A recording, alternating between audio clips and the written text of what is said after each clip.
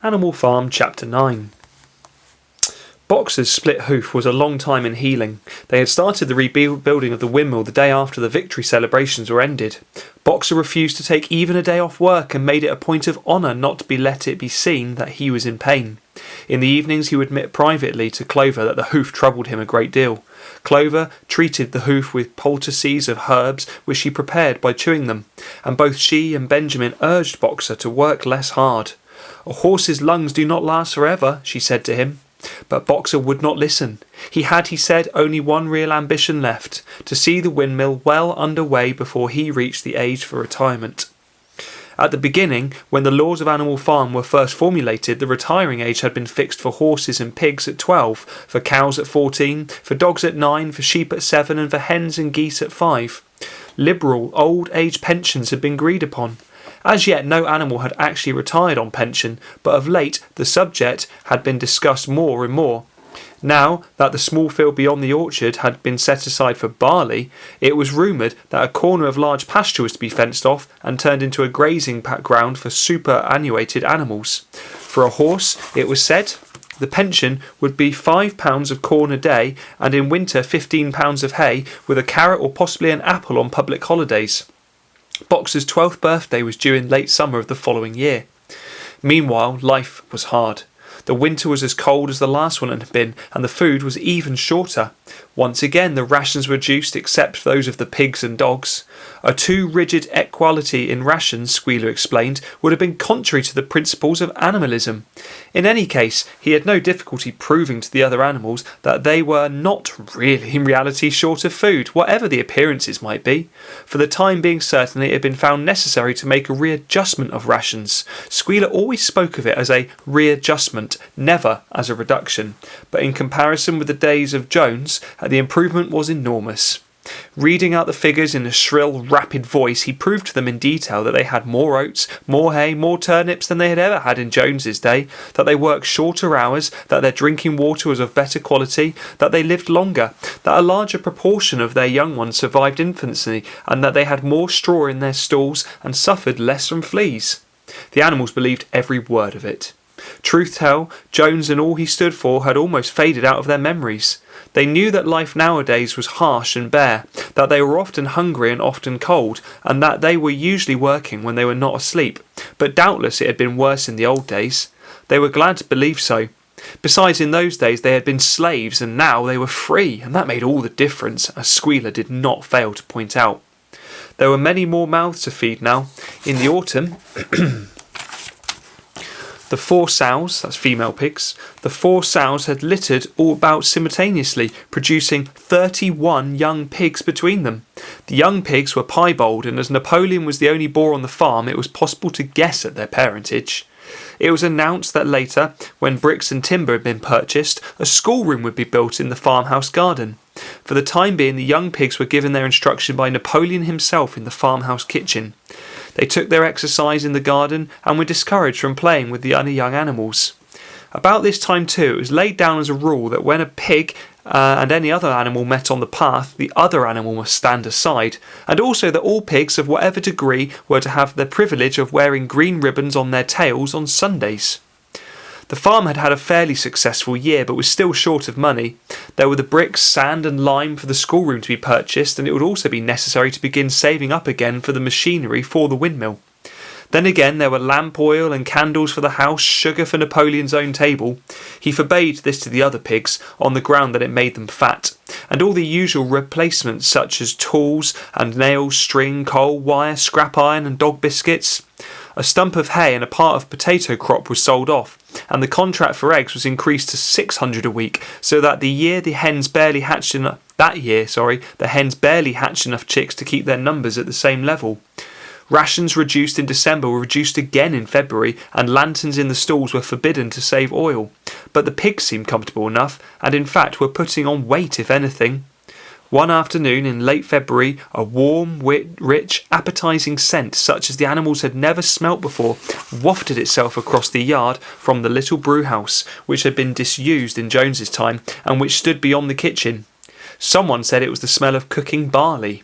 The animals sniffed the air hungrily and wondered whether the warm mash was being prepared for their supper. but no warm mash appeared, and on the following Sunday it was announced that from now onwards all barley would be reserved for the pigs.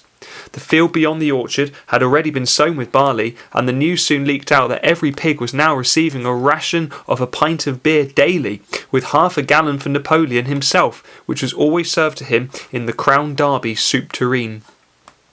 But there were hardships to be borne. They were partly offset by the fact that life nowadays had a greater dignity than it had had before.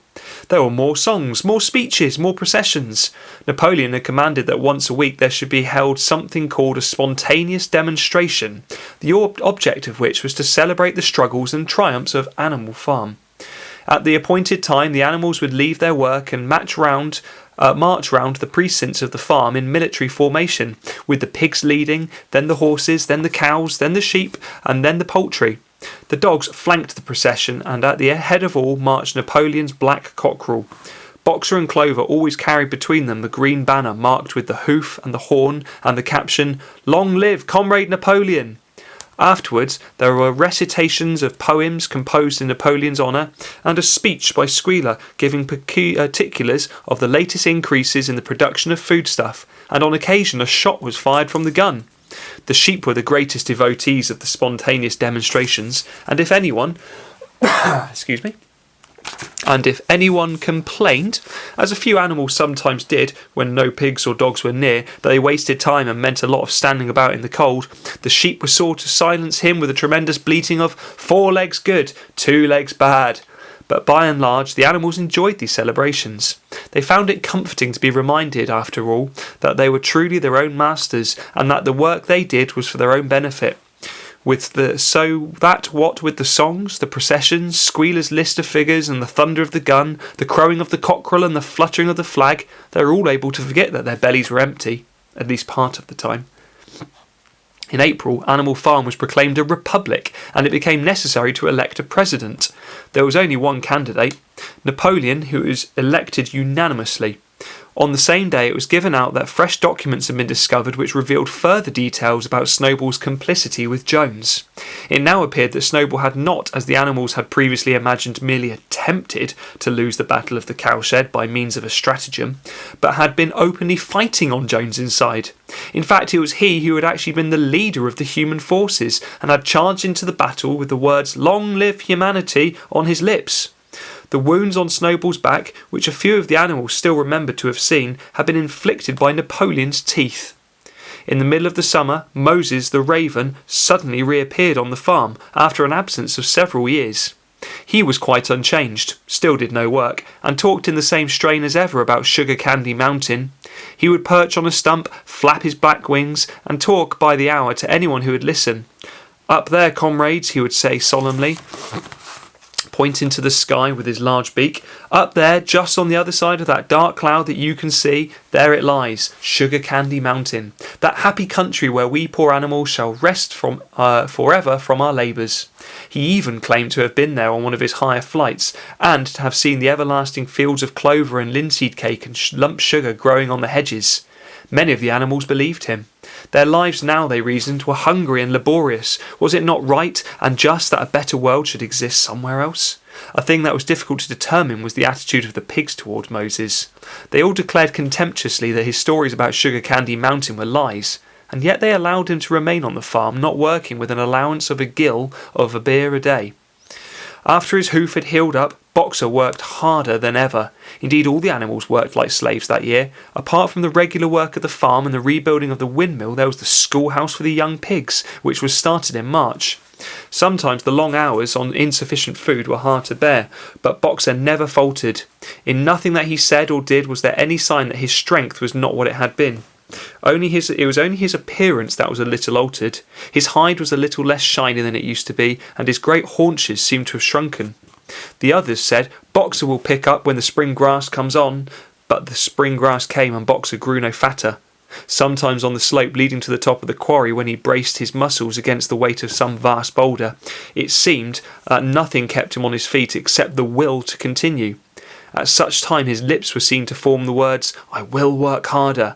He had no voice left. Once again Clover and Benjamin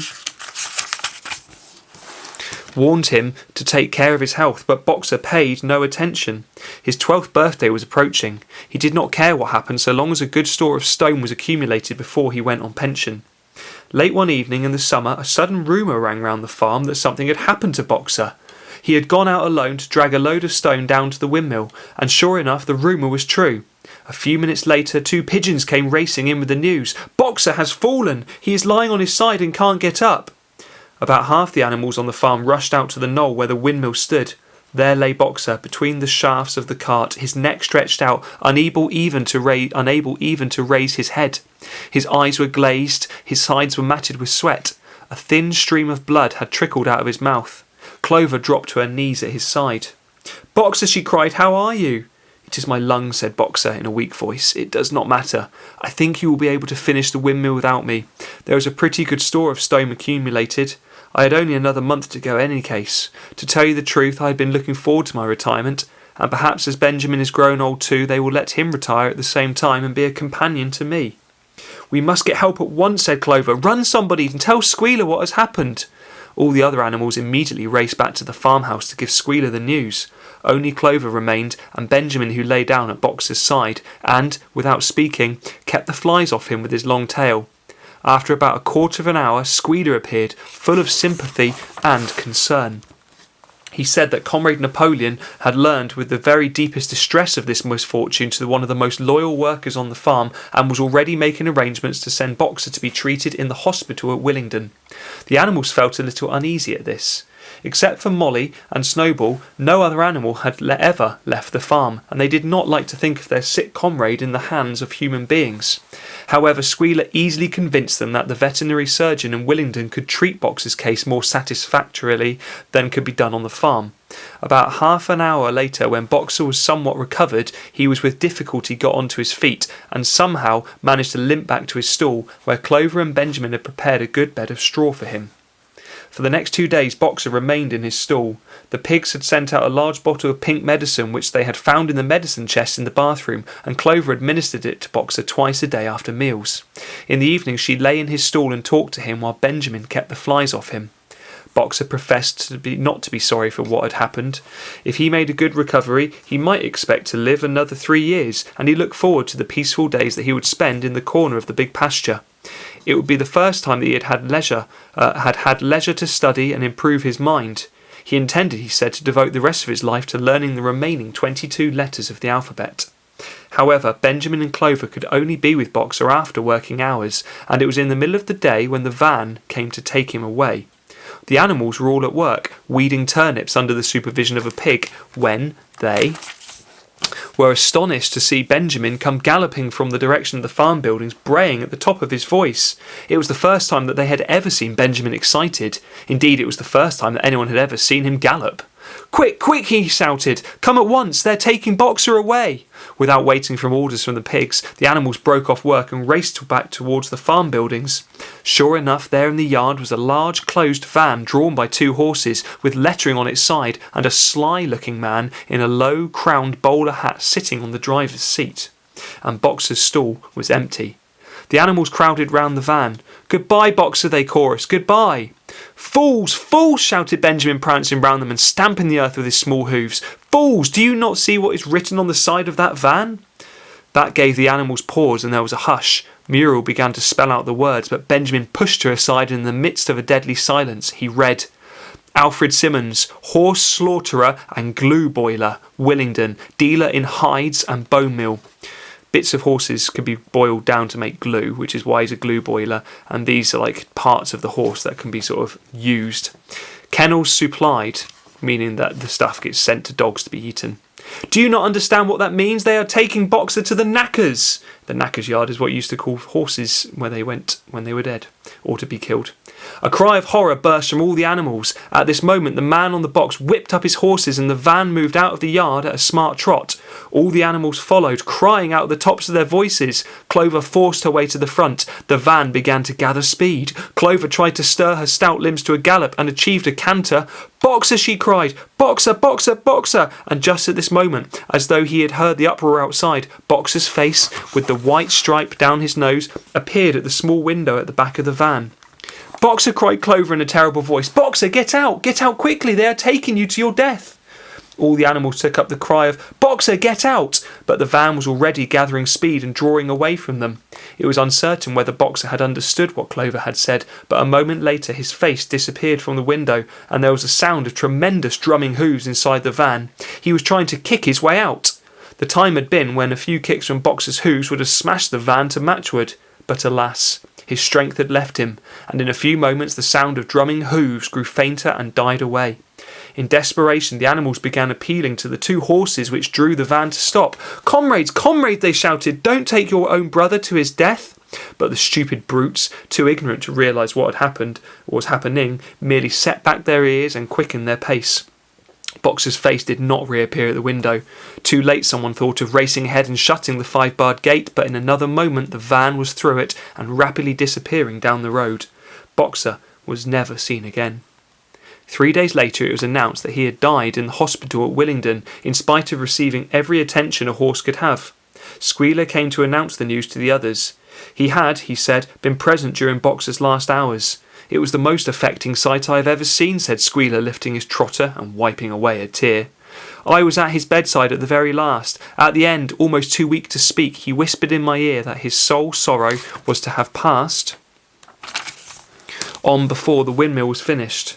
Forward, comrades, he whispered, forward in the same name of rebellion. Long live Animal Farm, long live Comrade Napoleon. Napoleon is always right. Those were his very last words, comrades.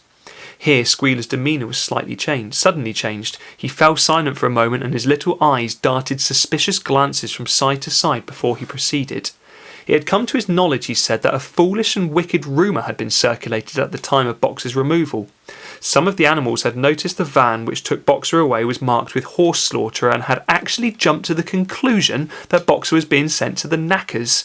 It was almost unbelievable, said Squealer, that any animal could be so stupid. Surely, he cried indignantly, whisking his tail and skipping from side to side, surely they knew that their beloved leader, Comrade Napoleon, better than that. But the explanation was really very simple. The van had previously been the property of the knacker and had been bought by the veterinary surgeon who had not yet painted the old name out. That was how the mistake had arisen. The animals were enormously relieved to hear this, and when Squealer went on to give further graphic details of Boxer's deathbed, the admirable care he had received and the expensive medicines for which Napoleon had paid without a thought as to the cost, their doubts at last disappeared, and the sorrow that they felt for their comrade's death was tempered by the thought that at least he had died happy. Napoleon himself appeared at the meeting on the following Sunday morning and pronounced a short oration in Boxer's honour.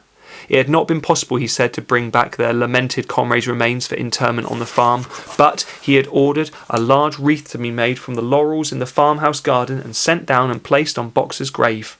And in a few days' time the pigs intended to hold a memorial banquet in Boxer's honour. Napoleon ended his speech with a reminder of Boxer's two favourite maxims: I will work harder and Comrade Napoleon is always right. Maxims, he said, which every animal would do well to adopt as his own. On the day appointed for the banquet, a grocer's van drove up from Willingdon and delivered a large wooden crate at the farmhouse. That night there was the sound of uproarious singing, which was followed by what sounded like a violent quarrel, and ended at about 11 o'clock with a tremendous crash of glass. No one stirred in the farmhouse before noon on the following day, and the word went round that from somewhere or other the pigs had acquired the money to buy themselves another case of whisky.